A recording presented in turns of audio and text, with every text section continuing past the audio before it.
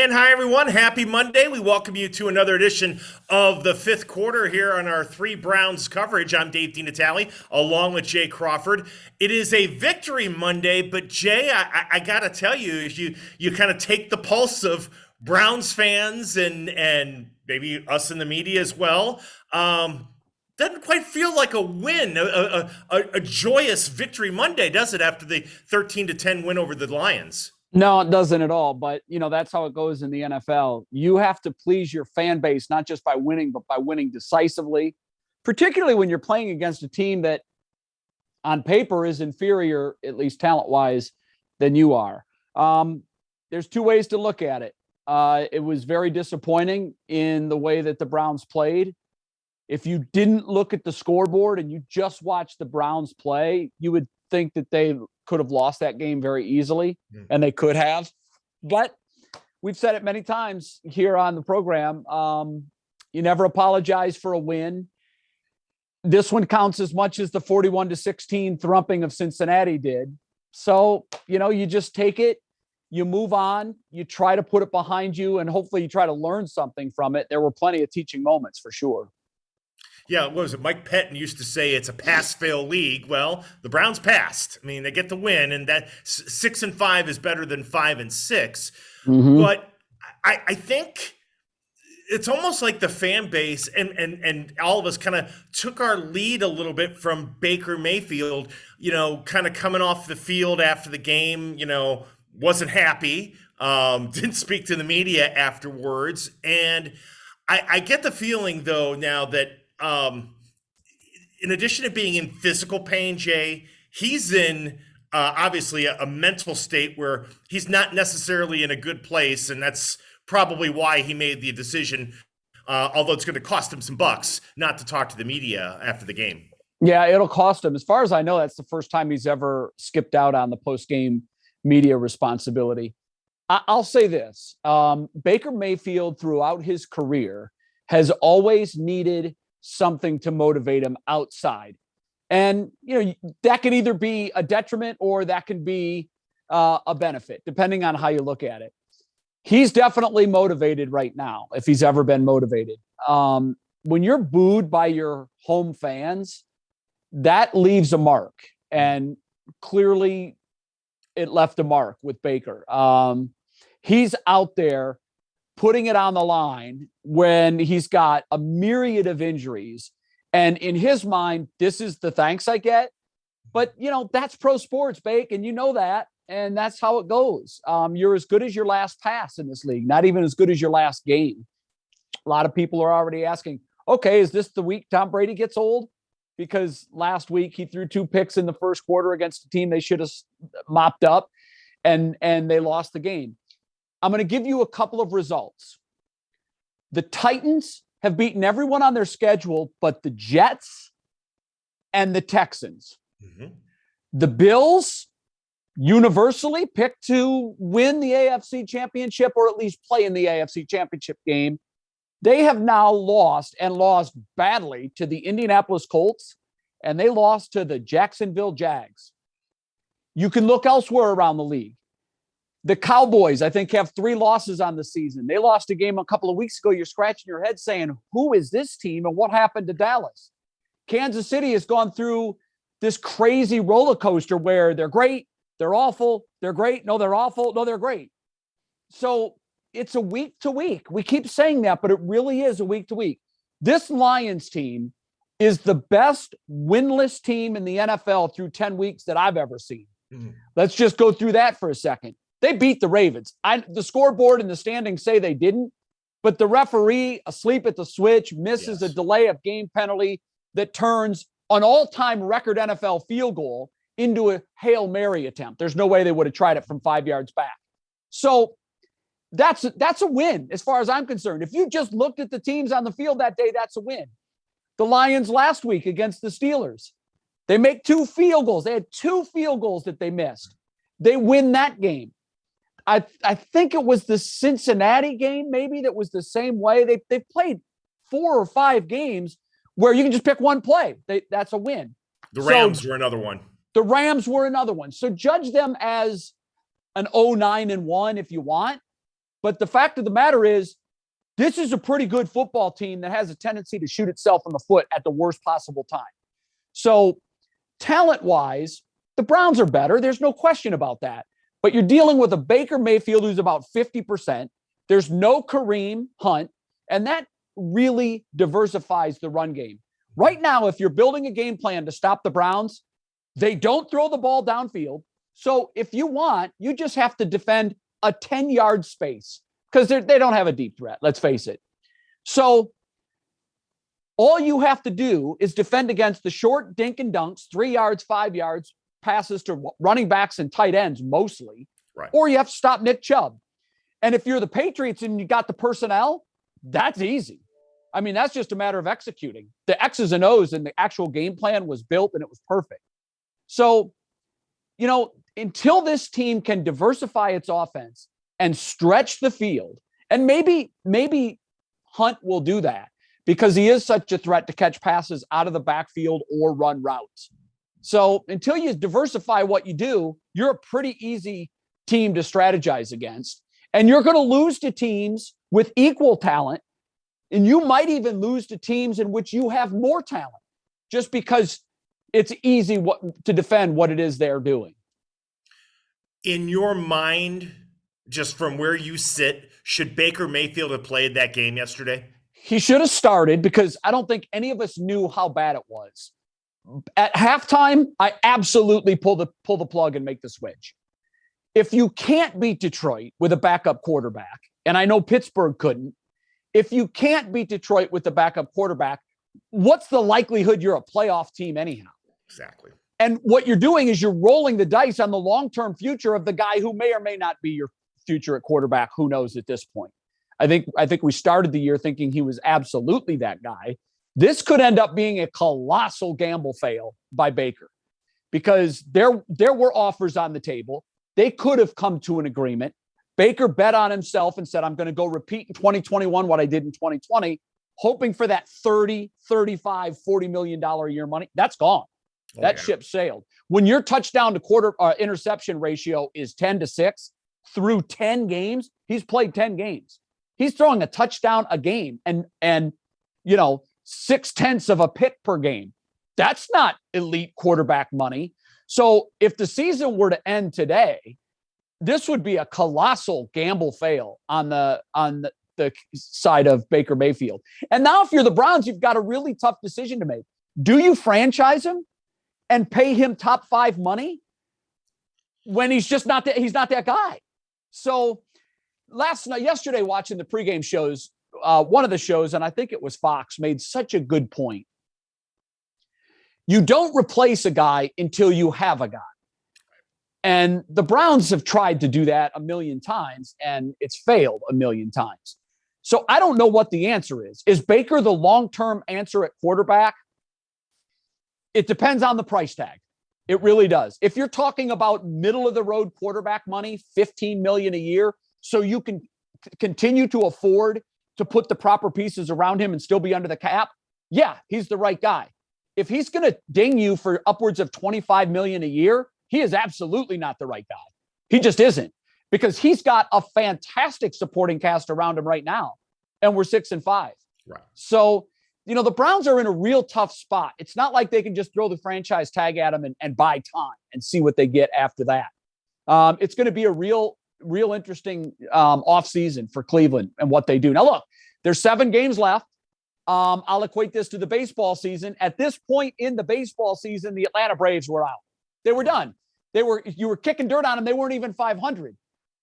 So it's a long season. We're past the halfway point. We're almost to the 3-quarter pole. If you're going to make a move, it's going to have to be Sunday at Baltimore. If you lose that game, your season's over. If you win that game, you're trending up with a big green arrow, because now you get a bye.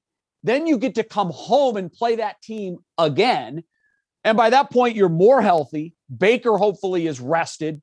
Hopefully we have Kareem Hunt back. So Sunday is our playoff game. That's the way I'm looking at it. And that's the way the Browns should look at it, because a loss, no doubt in my mind, a loss and they're done. Well, and let's get to the Ravens.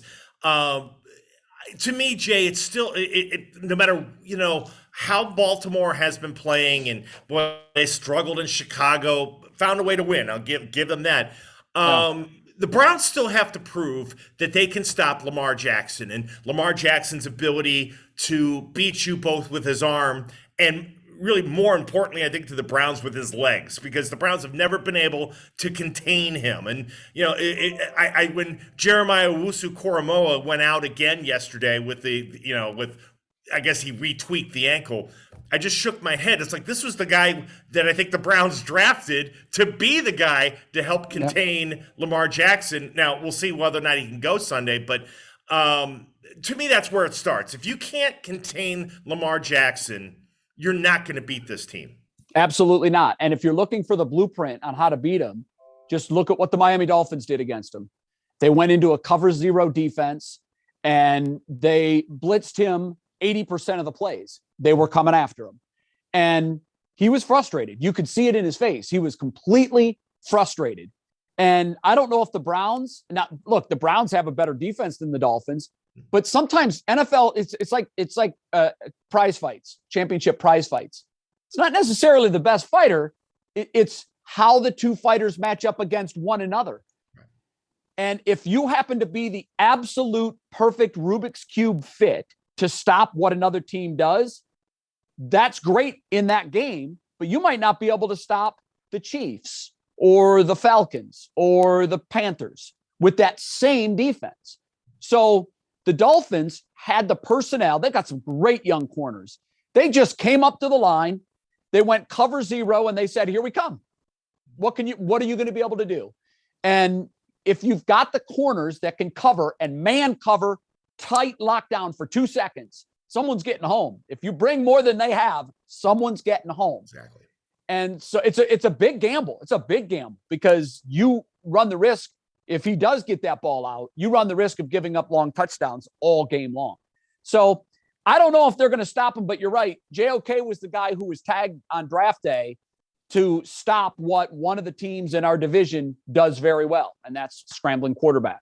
And now he's gone. I don't know what his status will be for Sunday. I will tell you that if we don't have JOK and Kareem Hunt and a more healthy Baker Mayfield, I don't see how we do it. I just don't see how we do it. To illustrate the point you made and what the Browns are going to have to do Sunday night, that the offense right now, everything has been cyclical, but over the last 6 games, only once have the Browns scored more than 17 points. That was the Cincinnati game when they put 41 on the board, some of which was actually by the defense. But, sure. They're not scoring points right now. And it's funny, that trend started with the Cardinals game, which is, of course, when I think Baker got hurt again, but also when Kareem Hunt went down. They didn't have Chubb that day either. So it illustrates your point, I think, that when all the pieces are together, it's a different offense. But you start taking a piece out here. You have no Donovan Peoples-Jones, no Kareem Hunt, and Baker Mayfield, who's at like 40% right now. Yeah, I mean, it does make a difference in this offense. I think the Browns are the most dinged up team in the NFL this year. I don't have the numbers in front of me. I can't tell you how many games their players have missed, their key players have missed due to others. But every unit on this field for the Browns has been affected. We've had games where we've had multiple offensive linemen out. We've had games where we've had multiple defensive backs out. We've had games where we've had multiple linebackers out, multiple wide receivers, multiple running backs. We're dinged everywhere. And it's really an issue. Now, you would like to think that over 17 games, that all kind of comes out in the wash. But as we get later in the season, it's rare that a team gets more healthy as the season goes on. Typically, guys are playing with more and more dings as they move deeper into the season. So I don't know if they're going to be able to pull this thing together or not. I started to say earlier, Baker has always been that guy who plays better when he's got a chip on his shoulder. Oh, he has a chip now. He had his fan base booing him after, and rightfully so. I know that there's been a lot of talk about that. The fans shouldn't boo the home quarterback. Look, this is pro sports. This is big boy territory. They make big dollars and they have high expectations. And here's the thing. If you can't live up to those high expectations because of physical limitations, tap out. You go to Kevin Stefanski, you do the best thing for the team, and you say, Coach, I can't help the team. I'm hurting the team because of my injuries. It's clear. Anybody with two eyes could see yesterday that he was a cut fighter and his trainer was in the corner and didn't even have his towel in his hand. Stefanski was not throwing in the towel yesterday. At no point did I see Case Keenum get up and warm up. Maybe it happened and it was outside the camera view. I didn't see it. So I just don't really understand the concept of a quarterback being that hurt and being allowed to continue when it's clear he's making bad mental decisions, in part because he doesn't trust his arm. He doesn't trust his feet. He doesn't trust his knees and his legs. So I think this week, the question of the week is going to be, will it be Case Keenum or will it be Baker Mayfield? I don't know how Baker's going to, magically heal up from what we saw yesterday. It's 7 days, but it isn't that long. So I don't know what's going to happen, but I do know that he's played better when he feels like he has something to prove to the masses. And he is in that spot right now. His back is against the wall and he needs a performance against the Ravens like he had against the Bengals. If he can do that and get the wide receivers involved, for the love of God. I did a comparison last night on the distribution chart. Dino, we throw the ball to running backs and tight ends 60% of the time.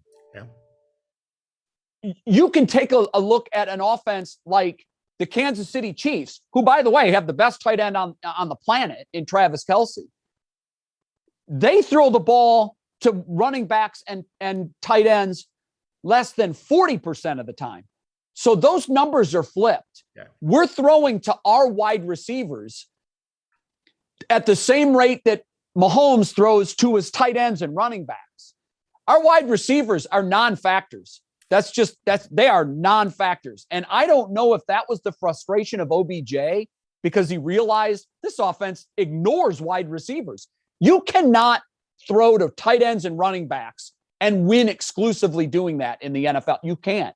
No. Because the field becomes shorter and teams realize they're not going to take the top off of us. We go to the first down marker. We go 10 yards back from the line of scrimmage and we're pushing everything forward. And if you don't have a game breaker that can get behind a defense, and I haven't seen them, we've had plays here and there, but we're not doing it consistently. Until we can do that consistently, our running game is going to suffer. And those short passes are only going to go for 3 yards, 2 yards, 5 yards. How many times did we throw the ball to Jarvis Landry yesterday for a 3-yard gain? A bunch of times. Too many. I mean, it's insane. And that's coaching. Mm-hmm. And so there are a lot of coaching issues. And I'm not sure if LeVar Arrington knew something when he was talking about this on the broadcast yesterday or not. But there was serious intimation between Gus Johnson and LeVar Arrington that there was some sort of rift going on at the Browns facility between the coaches and the players. And I didn't know what that was. I hadn't read anything about that. I didn't see anything about that. Now, I knew about the comments from Myles Garrett, right. And I think that might have precipitated this. But if there was some sort of come to Jesus meeting between the players and the coaches, it went underreported unless you saw it and I just missed it. Yep. But Arrington was talking like he had firsthand knowledge, like he had somebody tell him, yeah, it wasn't pretty. The coaches and the players were in a room and there was some serious backlash from the players as if they don't trust what the coaches are doing right now. I don't know. I mean, take that for what it's worth. So if there is a rift, wouldn't surprise me at all. There were a couple times on defense yesterday where I thought the players were lacking effort. I thought on the Swift touchdown, Denzel Ward stopped running. Yeah. He gave up. So did John Johnson just took 2 steps in and then broke away. Yeah. And Ward is fast enough to chase him down from behind. Totally. At the 20-yard line, he peeled off. And I'm like, wait a minute, what's going on here? And now there were other plays where they played with high intensity. But I don't know what's going on. I don't know if that's a real thing between the coaches and the players. I wouldn't be surprised if I'm a player on offense, whether I'm a wide receiver or not. I'm speaking out and saying, "Hey guys, we've got guys here that wear numbers in the 80s that are pretty much ignored." Right. And as long as you are running an offense where you're not throwing to your wide receivers, you're not beating good teams. You might beat the Lions of the world and you might beat the bad teams. Where's our signature win this year? Is it the Bengals? Yeah, at this point. Where's our other really good quality win? We've played some good teams. We've lost to all of them. Right. I guess the Bengals would be our signature win. Yeah. That's not good. That's not good enough. Nope. And the one thing is the games that they've got 4 division games left, and they've got the Raiders and they've got the Packers. So good luck. if you're gonna get a signature win, you've got opportunities coming up. Jay, my man, boy, thank you for breaking all this down with us. Have a great Thanksgiving. You too. Look forward to talking with you next week. Season at the brink, season at the tipping point. Here we are. Yep. Have a good Thanksgiving, my man. You too, and everybody watching. All right. And thank you all for watching the 5th quarter right here on WKYC.com.